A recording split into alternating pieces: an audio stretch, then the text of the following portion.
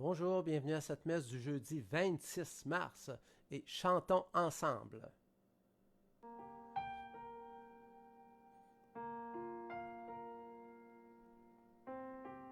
Admirable grandeur, étonnante bonté du Maître de l'univers qui s'humilie pour nous au point de se cacher dans une petite hostie de pain.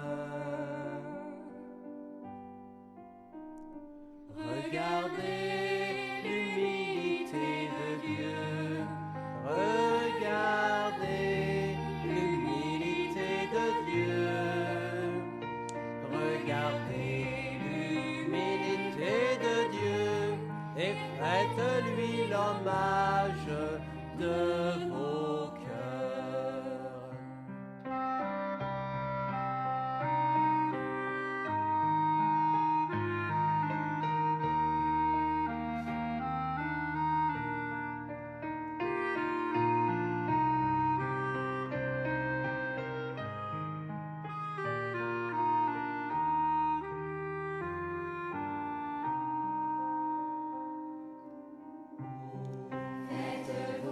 Petit, vous aussi devant Dieu, pour être élevé par lui.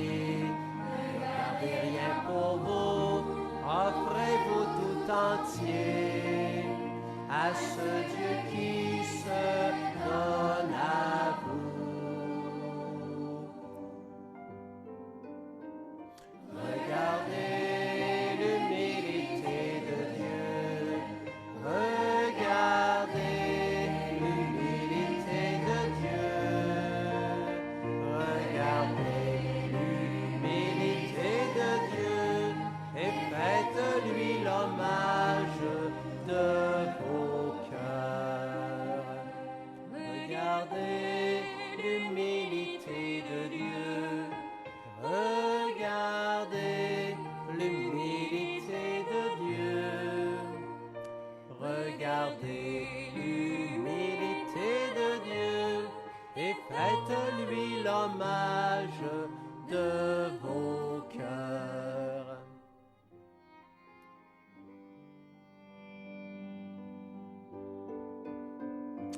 Regardez l'humilité de Dieu, regardez l'humilité de Dieu, regardez l'humilité de Dieu et faites-lui l'hommage de vos cœurs. Regardez l'humilité de Dieu, regardez l'humilité de Dieu, regardez l'humilité de Dieu et faites-lui l'hommage de vos cœurs.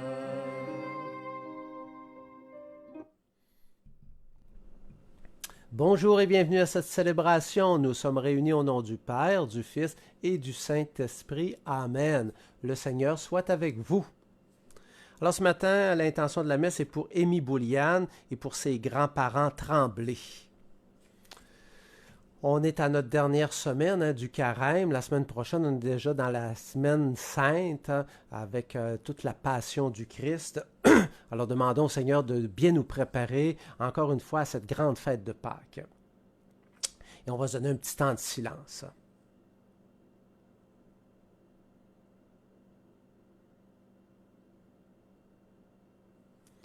Seigneur, prends pitié. Ô Christ, prends pitié. Seigneur, prends pitié. Que Dieu notre Père nous fasse miséricorde, qu'il nous pardonne nos péchés, qu'il nous conduise à la vie éternelle. Amen. Et prions. Sois attentif à nos appels, Seigneur, et dans ta bonté, protège toutes les personnes qui mettent leur espérance en ta miséricorde, afin que, purifiés de leurs péchés, ils persévèrent dans une vie de sainteté et deviennent les héritiers de ta promesse. Par le Christ, ton Fils notre Seigneur, qui vit et règne avec toi, dans l'unité du Saint-Esprit, Dieu, pour les siècles des siècles. Amen. Lecture du livre de la Genèse. En ces jours-là, Abraham tomba face contre terre, et Dieu lui parla ainsi. Moi, voici l'alliance que je fais avec toi. Tu deviendras le père d'une multitude de nations. Tu ne seras plus appelé du nom d'Abraham, ton nom sera Abraham, car je fais de toi le père d'une multitude de nations. Je te ferai porter des fruits à l'infini de toi, et je ferai des nations, et des rois sortiront de toi. J'établirai mon alliance entre moi et toi, et après toi avec ta descendance de génération en génération. Ce sera une alliance éternelle. Ainsi je serai ton Dieu et le Dieu de ta descendance après toi. À toi et à ta descendance d'après toi, je donnerai le pays où tu résides, tout le pays de Canaan en propriété perpétuelle, et je serai leur Dieu. Dieu dit à Abraham, toi tu observeras mon alliance, toi et ta descendance après toi, de génération en génération. Parole du Seigneur, nous rendons grâce à Dieu. On voit le changement de nom. Alors, le nom d'Abraham, son premier nom, c'était Abram. C'est dur un peu à prononcer et à différencier. Alors, son premier nom, c'était Abram, puis il porte le nom d'Abraham. Et quand vous regardez le nom Abram et Abraham, la différence qu'il y a, c'est H-A. Et H-A, dans la langue hébraïque, dans la langue juive, ça veut dire Dieu. C'est comme Yahvé, le premier bout, Yah, Y-A, H-A, R-A, c'est toutes des synonymes qui veulent dire Dieu. Alors, parce que Abraham a écouté justement la volonté de Dieu, ben là, c'est un missionnaire de Dieu et là, son nom a été changé. Aujourd'hui, on voit rarement des personnes qui vont changer de nom. Des fois, on peut donner des surnoms à des personnes. Mais vous en souvenez, autrefois, les gens qui rentraient en communauté religieuse, là, ils le font moins un peu, mais ils changeaient de nom. Nos amis africains, des fois, ils ont des noms d'origine de leur pays, mais quand ils se font baptiser chrétiennement, des fois, ils vont prendre des noms chrétiens pour dire qu'il y a une nouvelle chose qui est arrivée dans leur vie, qui est le baptême. Alors, c'est tout un peu ça, le changement, répondre à une vocation pour que les gens s'en aperçoivent. Alors, le fait qu'ils changeaient de nom, ben là, ça marquait l'imaginaire. C'est comme quand les gens se marient, ou moi comme prêtre, quand on a une bague qu'on appelle une alliance. C'est un signe visible de ce qui se passe à l'intérieur de la personne. La bague, c'est pas ça qui fait l'engagement. L'engagement se passe à l'intérieur des personnes. Alors, nous, les êtres humains, on a besoin de signes visibles. Alors là, il y a eu un changement de nom. Il y a une alliance qui est proposée. On se rappelle que dans le jardin d'Éden, Dieu avait fait une alliance avec les êtres humains. Les êtres humains ont désobéi. Alors Dieu a suscité des personnes chez les Juifs pour refaire alliance avec l'humanité et que les Juifs répandent cette alliance dans toutes les nations. Il y a eu Jésus qui est venu, qui a fait alliance. Mais vous savez que Dieu, il voudrait toujours garder cette alliance parce que Dieu, quand il fait une promesse d'éternité. Mais nous, les êtres humains, on a de la misère à garder justement toutes ces promesses et c'est toujours l'être humain qui rompt l'alliance. Alors, une fois de temps en temps, Dieu refait alliance, puis Dieu, il dit, moi, là, mon alliance avec toi, là, c'est à perpétuité. Je veux qu'elle soit toujours là. Puis nous, les êtres humains, on dit, oui, oui, moi aussi, je veux que ça soit à perpétuité. Puis le lendemain, on change d'avis. Mais ça a l'air que c'est comme ça, les êtres humains. Alors réfléchissons, nous autres aussi, dans notre vie personnelle par rapport à nos alliances. Que ça soit une alliance dans le mariage, quand les gens se marient, mais une alliance dans ta croyance, dans tes engagements que tu prends. Est-ce que quand tu prends un engagement, tu tiens ton engagement? On le sait, dans notre société d'aujourd'hui, pour nos plus jeunes générations, à cause du mode de vie dans lequel on est, c'est dur de poursuivre un engagement. On veut changer d'affaires, de partenaires, de matériel. On est dans un monde de consommation. Alors, on devrait prier aujourd'hui, durant cette messe, pour toute la question des engagements. Comment c'est important de garder l'alliance. Et quand il y a une alliance importante dans notre vie, ça change tout. C'est pour ça qu'Abraham y a changé de nom. C'est que là, ça changeait tellement des choses dans leur vie. Alors, regardez les différentes alliances que vous avez dans votre vie, surtout les plus importantes, et regardez le changement peut-être en profondeur que ça a opéré dans votre personne. On va y aller maintenant avec le psaume et on répond ensemble. Le Seigneur s'est toujours souvenu de son alliance. Le Seigneur s'est toujours souvenu de son alliance. Cherchez le Seigneur et sa puissance, recherchez sans trêve sa face, souvenez-vous des merveilles qu'il a faites, des prodiges, des jugements qu'il prononça. Et on redit, le Seigneur s'est toujours souvenu de son alliance. Vous, la race d'Abraham, son serviteur, les fils de Jacob, qu'il a choisis, le Seigneur, c'est lui notre Dieu, ses jugements font loi pour l'univers. Et on redit ensemble, le Seigneur s'est toujours souvenu de son alliance. Il s'est toujours souvenu de son alliance, parole édictée pour 1000 générations, promesse faite à Abraham, garantie par serment à Isaac. Et on redit ensemble, le Seigneur s'est toujours souvenu de son alliance. Encore une fois, vous voyez dans le psaume, hein, ça redit notre première lecture. Je viens de l'expliquer. Hein, le répond du psaume nous dit « Le Seigneur, c'est toujours, là, pas quelquefois quand ça me tente, là. C'est toujours souvenu de son alliance. » On va même dire dans le dernier paragraphe qu'on a lu, cette parole est dictée pour 1000 générations. Alors, je vous rappelle que dans la Bible, les chiffres 10, 100 000, 1 million, ça veut dire c'est comme l'infini, c'est éternel. Alors quand Dieu dit c'est pour 1000 générations, ben, c'est une promesse éternelle parce que Dieu, quand il se prononce, lui, il sait que nous on est dans le temps, mais lui il vit dans le non-temps, hein, l'intemporel. Alors sa promesse, quand il dit une fois, est pour l'éternité. Nous autres, on vit dans le temps, c'est pour ça que nos promesses, on voudrait qu'ils soient peut-être dans l'éternité, mais on vit dans le temps, la plupart du temps, on est influencé par le temps. Mais Dieu, lui, il n'est pas influencé par le temps, il est éternel. On y va maintenant avec l'acclamation à l'Évangile. Ta parole, Seigneur, est vérité, et ta loi délivrance. Aujourd'hui, ne fermez pas votre cœur, mais écoutez la voix du Seigneur.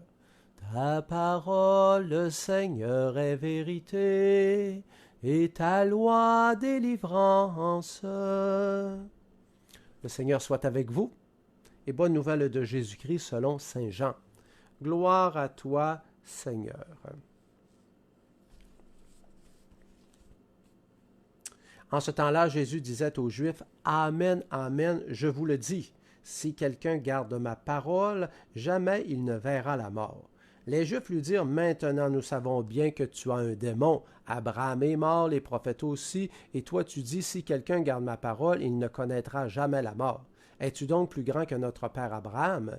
Il est mort, et les prophètes aussi sont morts. Pour qui te prends-tu donc? » Jésus répondit, « Si je me glorifie moi-même, ma gloire n'est rien. C'est mon Père qui me glorifie. Lui dont vous dites, il est notre Dieu, alors que vous ne le connaissez même pas. Moi, je le connais, et si je dis que je ne le connais pas, je serai comme vous un menteur.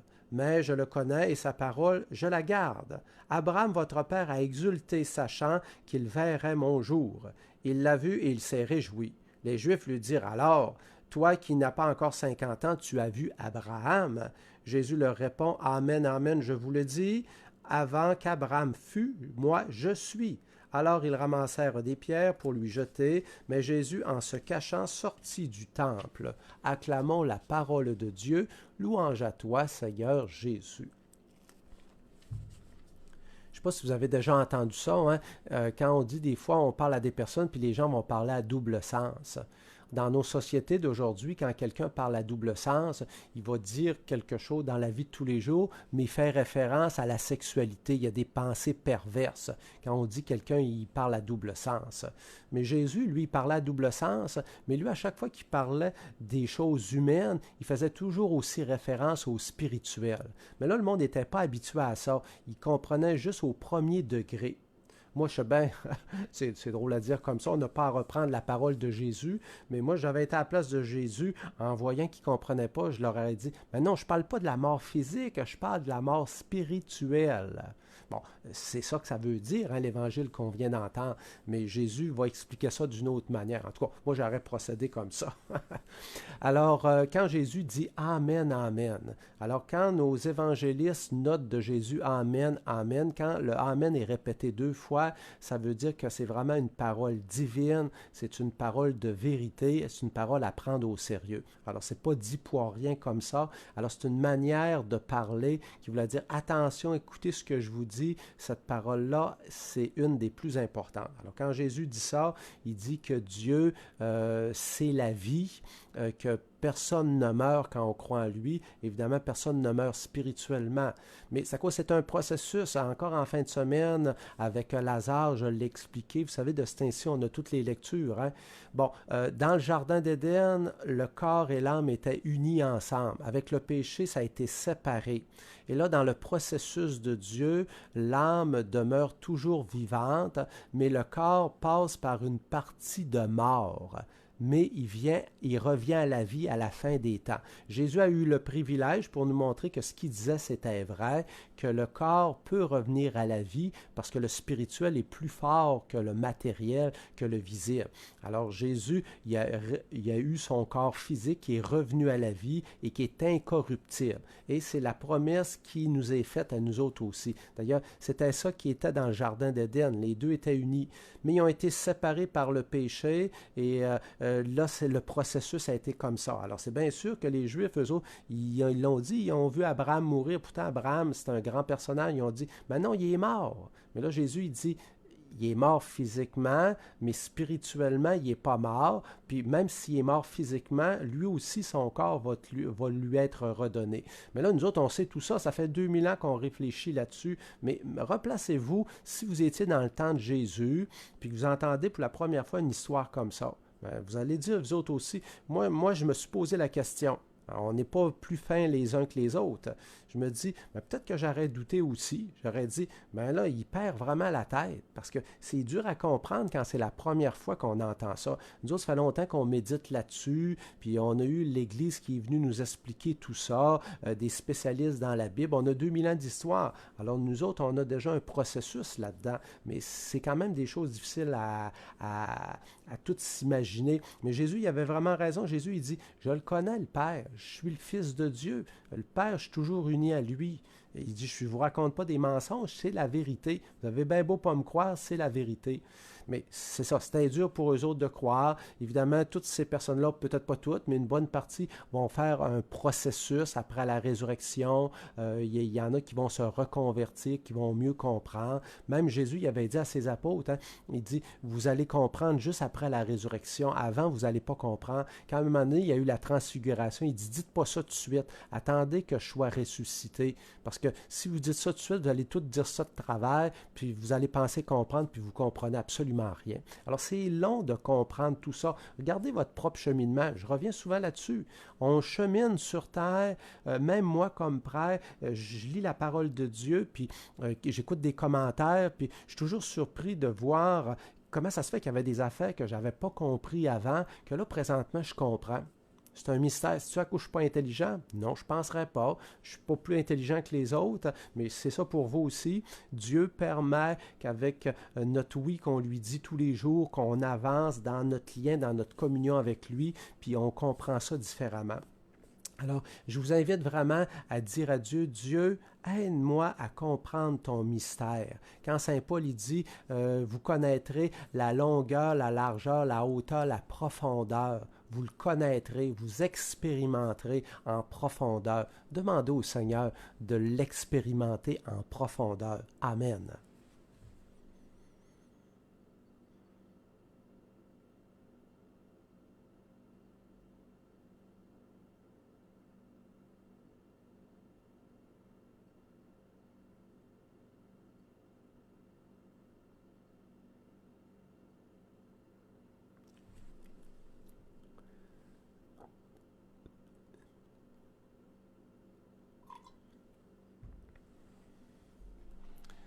Tu es béni, Dieu de l'univers, nous avons reçu de ta bonté le pain que nous te présentons, fruit de la terre et du travail humain, il deviendra pour nous le pain de vie. Béni soit Dieu maintenant et toujours.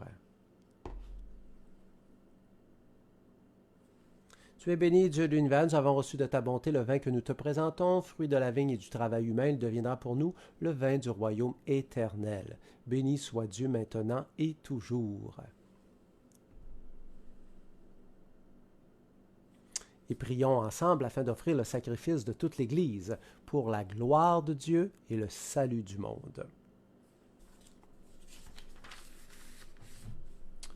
Regarde favorablement, Seigneur, le sacrifice que nous te présentons, qu'il serve à notre conversion et au salut du monde entier par le Christ notre Seigneur. Amen. Et comme je vous dis, parce qu'on va déjà arriver à la semaine de la Passion, on nous propose de prendre la préface de la Passion, la numéro 1, à la page 14. Le Seigneur soit avec vous. Élevons notre cœur. Rendons grâce au Seigneur notre Dieu. Vraiment, il est juste et bon, pour ta gloire et notre salut, de t'offrir notre action de grâce toujours et en tout lieu. Seigneur Père très saint, Dieu éternel et tout-puissant. Oui, l'univers entier, sauvé par la passion de ton Fils, peut désormais proclamer ta grandeur. Par la puissance incomparable de la croix, apparaît en pleine lumière le jugement du monde, la victoire du crucifié. C'est pourquoi, avec les anges et tous les saints, nous te louons, Seigneur, et nous exultons de joie en proclamant « Saint Seigneur est ton nom, au plus haut dans les cieux, béni soit celui qui vient, Jésus-Christ le Seigneur. Cieux et terre sont remplis, la joie brille en nos cœurs. Acclamons, acclamons les louanges du Seigneur. » Oui, toi qui es vraiment saint, toi qui es la source de toute sainteté, Seigneur, nous te prions, sanctifie ces offrandes, en répandant sur elles ton esprit, qu'elles deviennent en ce jour le corps, le sang de Jésus, le Christ, notre Seigneur. Au moment d'être livré, d'entrer librement dans sa passion, il prit le pain, il te rendit grâce, le rompit, le donna aux disciples en disant « Prenez, mangez-en tous, ceci est mon corps livré pour vous. » Corps du Christ livré pour nous.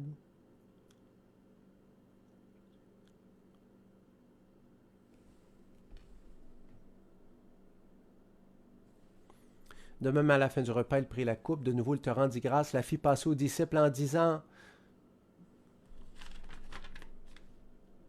Prenez et buvez-en tous, car ceci est la coupe de mon sang, le sang de l'alliance nouvelle et éternelle, qui sera versé pour vous et pour la multitude en rémission des péchés. Vous ferez cela en mémoire de moi. » Sang du Christ versé pour nous.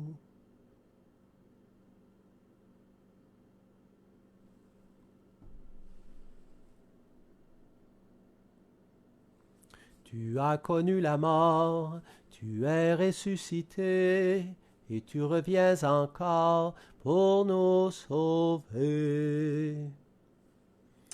En faisant ainsi mémoire de la mort, de la résurrection de ton Fils, nous t'offrons, Seigneur, le pain de vie, la coupe du salut, et nous te rendons grâce, car tu nous as estimés dignes de nous tenir devant toi pour te servir. Humblement, nous te demandons qu'en ayant part au corps et au sang du Christ, nous soyons rassemblés par l'Esprit Saint en un seul corps. Souviens-toi, Seigneur, de ton Église répandue à travers le monde. Fais-la grandir dans ta charité avec notre pape Léon, notre évêque René, l'ensemble des évêques, des prêtres, des diacres et de tous les baptisés.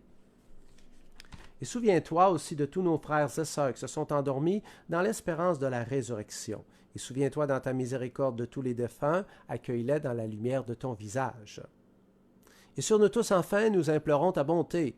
Permets qu'avec la Vierge Marie, la bienheureuse Mère de Dieu, avec Saint Joseph son époux, les apôtres, tous les saints et saintes qui ont fait ta joie au long des âges, nous ayons part à la vie éternelle et que nous chantions ta louange et ta gloire par ton Fils, Jésus le Christ. Par lui, avec lui et en lui, à toi, Dieu le Père Tout-Puissant, dans l'unité du Saint-Esprit, tout honneur et toute gloire pour les siècles des siècles. Amen.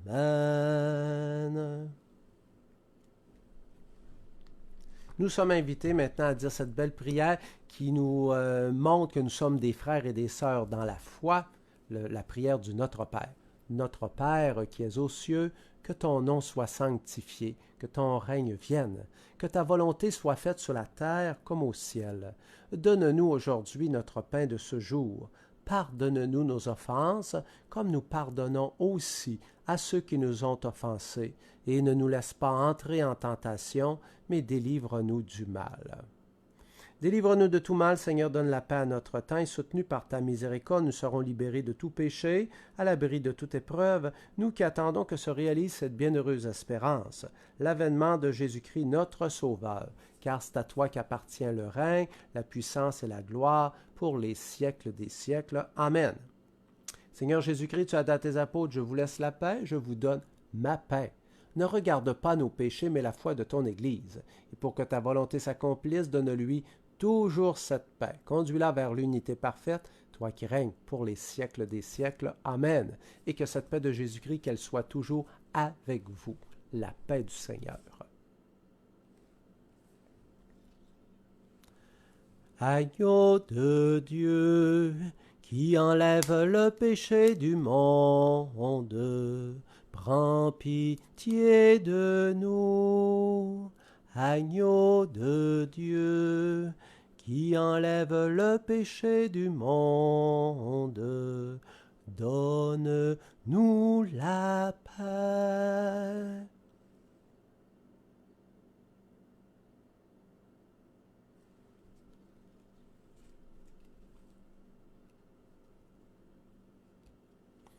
Voici l'agneau de Dieu, voici celui qui enlève les péchés du monde, heureux les invités au repas des noces de l'agneau. Seigneur, je ne suis pas digne de te recevoir, dis seulement une parole et je serai guéri. Que le corps, le sang du Christ nous garde pour la vie éternelle. Amen. Et préparez vos mains pour cette communion spirituelle.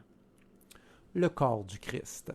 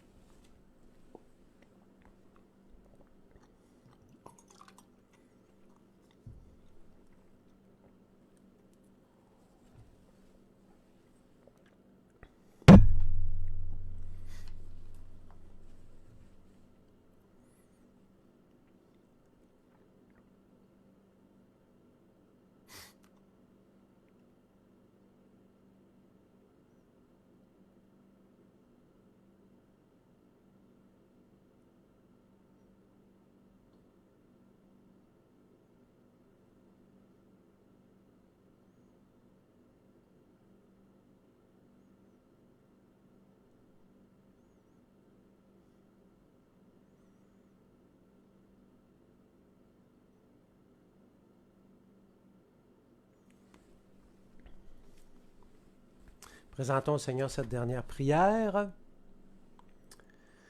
Tu nous as rassasiés, Seigneur, par ce don qui nous sauve et nous implorons ta miséricorde. Par ce même sacrement qui nous fortifie en cette vie, rends-nous participants de la vie éternelle par le Christ notre Seigneur. Amen. Alors, des petites informations à vous donner avant la bénédiction. La semaine prochaine, jeudi, vendredi prochain de la semaine 5, je ne ferai pas de messe web parce que je me concentre en paroisse. Je vais voir si des fois je pourrais filmer, mais là, je ne le sais pas parce que des fois, je suis comme un peu responsable du filmage, puis je vais voir comment que je vais pouvoir m'arranger. Mais il n'y aura pas de messe web à 9 h le matin, ça va être repris juste après Pâques. Ensuite de ça, à partir de dimanche, il va y avoir des petites capsules de réflexion pour le dimanche des Rameaux, le jeudi saint, le vendredi saint qui dure à peine 1 minute. Et vendredi prochain, pas demain, là, mais l'autre vendredi, c'est le début de la neuvaine de la Divine Miséricorde avec notre ami Germain Ouellet qui a beaucoup été apprécié quand j'ai fait la neuvaine de Saint-Joseph. Alors c'est lui que tous les jours va nous animer une petite réflexion en rapport à la Divine Miséricorde et ça commence toujours le vendredi saint pour se rendre à l'autre dimanche après Pâques qui est le dimanche de la Divine Miséricorde.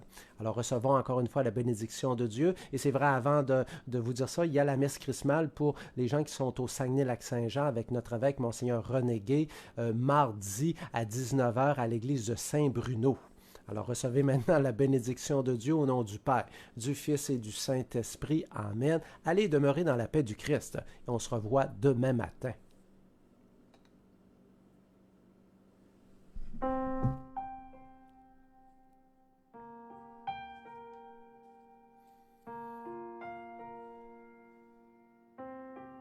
Admirable grandeur, étonnante bonté du Maître de l'univers qui s'humilie pour nous au point de se cacher dans une petite hostie.